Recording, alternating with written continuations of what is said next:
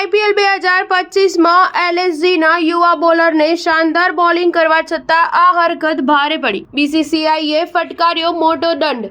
IPL 2025ની 13મી match દરમિયાન Lucknow super જાયન્ટ્સના સ્પિનર દિગ્વેશસિંહ રાઠીને બેટર પ્રિયાંશ આર્યની વિકેટની ઉજવણી કરવાનું ભારે પડ્યું. તેના પર આઈપીએલની આચારસંહિતાનો ભંગ કરવા બદલ ભારે દંડ ફટકારવામાં આવ્યો છે.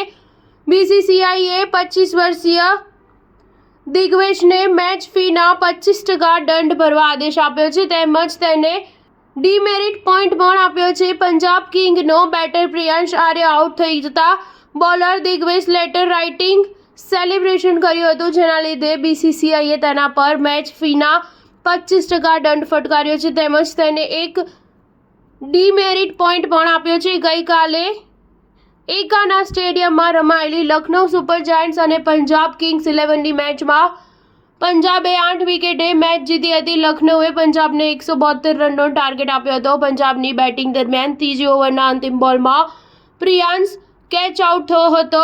આઈપીએલે નિવેદન આપ્યું હતું કે દિગ્વેશસિંહે આર્ટિકલ 2.5 હેઠળ લેવલ 1નો ગુનો સ્વીકાર્યો છે અને મેચ રેફરી દ્વારા આપવામાં આવેલી સજા પણ સ્વીકારી છે. દિગ્વેશની ત્રીજી ઓવરના છેલ્લા બોલમાં પ્રિયાંશ કેચ આઉટ થયો હતો. શાર્દુલ ઠાકુરે મિડોનથી દોડી કેચ પકડ્યો હતો. પ્રિયાંશના આઉટ થતાં જ દિગ્વેશે હાથમાં કંઈક લગતો હોય તેવો સંકેત કર્યો હતો, જેના લીધે આઈપીએલની આચારસંહિતાનો ભંગ થયો હતો.